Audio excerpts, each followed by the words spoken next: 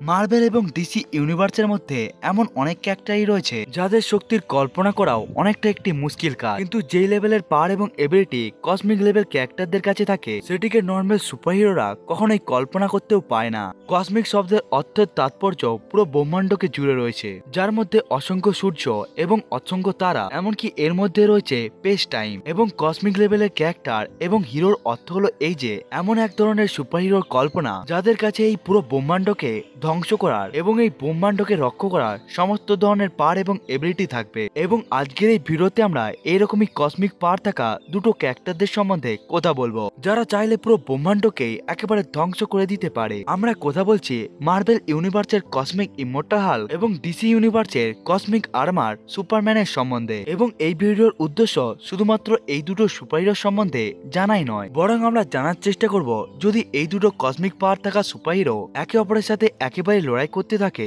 তখন cosmic immortal হাল্কের রাগ থেকে কি বাঁচতে পারবে কসমিক আর্মার সুপারম্যান, নাকি কসমিক আর্মার সুপারম্যানের পাওয়ার হাল্কেও একেবারে ঝুঁকিয়ে দিবে। বন্ধুরা, আজকের এই ভিডিওটা অনেকটাই বেশি পরিমাণে ইন্টারেস্টিং হতে চলেছে, তাই বন্ধুরা ভিডিওটাকে শেষ পর্যন্ত দেখতে ভুলবেন না। বন্ধুরা, ভিডিওটাকে শুরু করার আগে আমি আপনাদেরকে বলে দিই যে আপনারা যদি এই চ্যানেলে নতুন এসে থাকেন তাহলে চ্যানেলটাকে সাবস্ক্রাইব করবেন এবং ভিডিওটা ভালো লাগলে লাইক করতেও ভুলবেন না। সব থেকে প্রথমে ভালোভাবে জেনে নেওয়া যাক কসমিক ইমমর্টাল হাল্কের সম্বন্ধে। মার্বেল কমিকের মধ্যে এই হাল্কে আমরা সব থেকে প্রথমে দেখতে পেয়েছিলাম সিভিল ওয়ার 2 ঘটনার পর, যেখানে ব্রুস ব্যানার নিজেকে মারার জন্য একটি স্পেশাল অ্যারোকে বানিয়েছিল এবং এরপরে ওই অ্যারো অর্থাৎ ওই তীরকে সে একেবারে হকাইকে দিয়ে দেয় এবং সে বলে দিয়েছিল এই তীরকে তার সোজাসুজি মাথায় মারার জন্য, এবং হকাইও কোনো রকম কথা না বলে এই কাজটিকে একেবারে করে দেয়। এই ঘটনার পর অ্যাভেঞ্জার সহিত বাকি সমস্ত পৃথিবীর মানুষরা এটা মনে করতে থাকে যে হাল্ক এই পৃথিবীর মধ্যে আর বেঁচে নেই বলে, এবং এর কিছু পরে চ্যালেঞ্জার যারা এই ইউনিভার্সের এল্ডার সে হাল্কে পুরোভাবে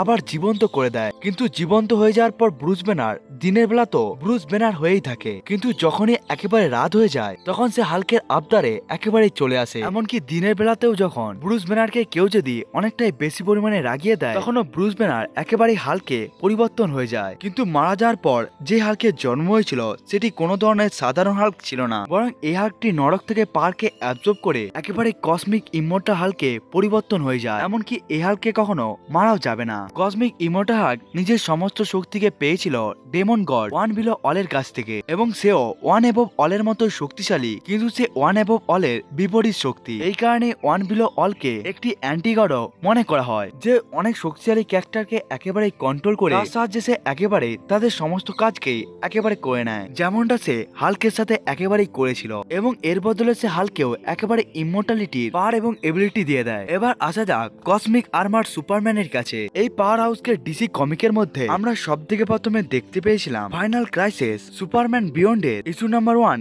এবং 2 এর মধ্যে, এবং এখানে আমরা জানতে পারি এই সুপারম্যানটি কোন ধরনের এলিয়েন বা ক্রিপ্টোনিয়ামের জীব নয়, বরং এটি হলো একটি রোবট যাকে মনিটর নামক প্রজাতি সুপারম্যান এবং আল্ট্রাম্যানকে দেখে এই শক্তিশালী মেশিনকে একেবারে বানিয়ে নিয়েছিল, যাতে এই মেশিনটি মাল্টিভার্সের মধ্যে থাকা সমস্ত বিপদকেই একেবারে আটকাতে পারে, যাতে এই সুপারহিরোটি মাল্টিভার্সের মধ্যে সমতুল্যতা একেবারে বজায় রাখতে পারে। এবার এই দুটো কসমিক পাওয়ার থাকা সুপারহিরোর পাওয়ার এবং এবিলিটিকে জেনে নেওয়া যাক। সব থেকে প্রথমে কসমিক আর্মার সুপারম্যানের পাওয়ার এবং এবিলিটিকে জেনে নেওয়া যাক। যেহেতু এই রোবটকে সুপারম্যান এবং আল্ট্রাম্যানকে দেখে বানানো হয়েছিল, এই জন্য এই কসমিক আর্মার সুপারম্যানের কাছে সুপারম্যানের সমস্ত ধরনের পাওয়ার এবং এবিলিটি পাওয়া যায়, যেগুলোকে আমরা সুপারম্যান এবং আল্ট্রাম্যানের মধ্যে দেখতে পাই, যেমন super human strength, super human durability, super human speed, light speed fly, super breath, freeze breath, wind breath, heat vision, X-ray vision, microscopic vision, telepathy, telekinesis, teleportation, portal creation, power sense, size and shape shifting, mind control পাওয়ার,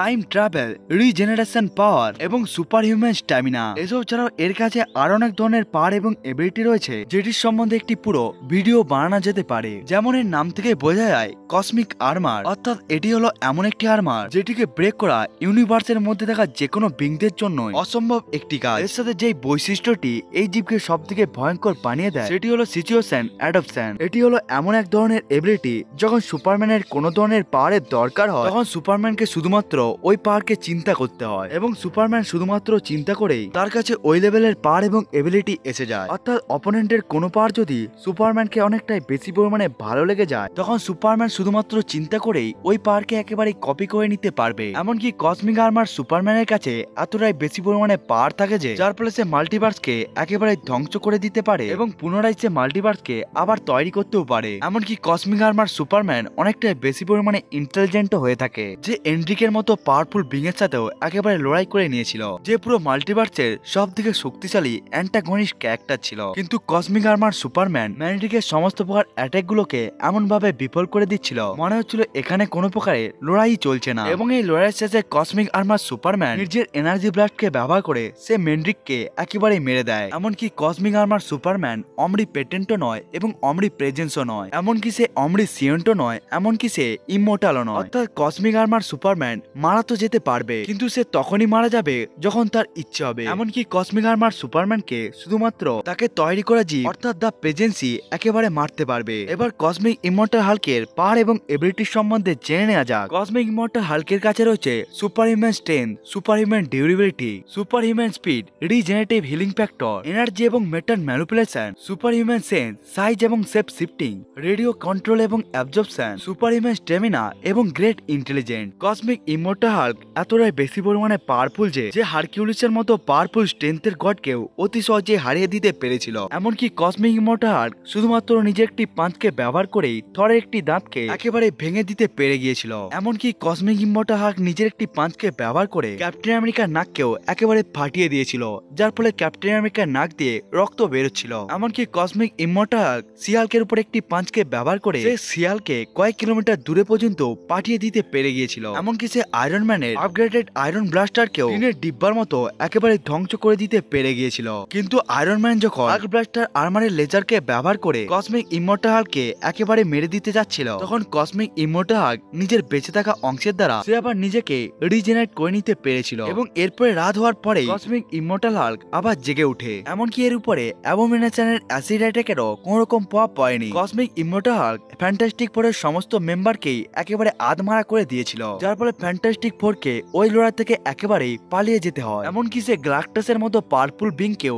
একেবারে শেষ করে দিয়েছিল। এবং যেহেতু cosmic immortal নিজের এনার্জিকে নরকের দরজা থেকে পেয়ে থাকে এই জন্য সে কোন রকম পাপ এবং মিথ্যাকেও শুনে নিতে পারে। এমনকি সে বিভিন্ন ধরনের কসমিক আত্মাকেও একেবারে দেখতে পায়। এমনকি কসমিক ইমর্টাল হাল্ককে বেঁচে থাকার জন্য জল, খাওয়া এমনকি নিঃশ্বাসেরও দরকার হয় না। এমনকি কেউ যদি দুর্বল ব্রুস ব্যানারকে একেবারে মেরেও দেয় তখনই রাত হয়ে যাওয়ার পর হাল্ক ব্রুস ব্যানারকে একেবারে বাঁচিয়ে তোলে। অর্থাৎ হাল্কের এই আবতার পুরোভাবে ইমর্টাল। এমন পরিস্থিতিতে এই দুটি কসমিক সুপারহিরোর পাওয়ার এবং এবিলিটি প্রায় সমান। যেখানে কসমিক ইমর্টাল হাল্ক হলো একটি অমর জীব, সেখানে কসমিক আর্মার সুপারম্যান অমর না হয়েও অমর একটি জীব। কারণ সুপারম্যানকে সুপারম্যান নিজেই মারতে পারবে অথবা তার ক্রিয়েটার দ্য প্রেজেন্স মারতে পারবে তাকে। লক্ষ্য করার কথা হলো এই যে এই দুটো কসমিক লেভেল সুপারহিরোর কাছে লিমিটলেস পাওয়ার এবং এবিলিটি থাকলেও যেখানে কসমিক ইমর্টাল হাল্ক হলো থার্ড ডাইমেনশনের একটি জীব, অন্যদিকে কসমিক আর্মার সুপারম্যান হলো ফোর্থ ডাইমেনশনের মধ্যে থাকা একটি alien. Cosmic armour Superman fourth ডাইমেনশনের জীব হওয়ার কারণে সে ইউনিভার্সের সাথে সাথে থার্ড ডাইমেনশনের পুরো মাল্টিভার্সের সাথে সাথে সে থার্ড ডাইমেনশনের মধ্যে থাকা সমস্ত জীবকে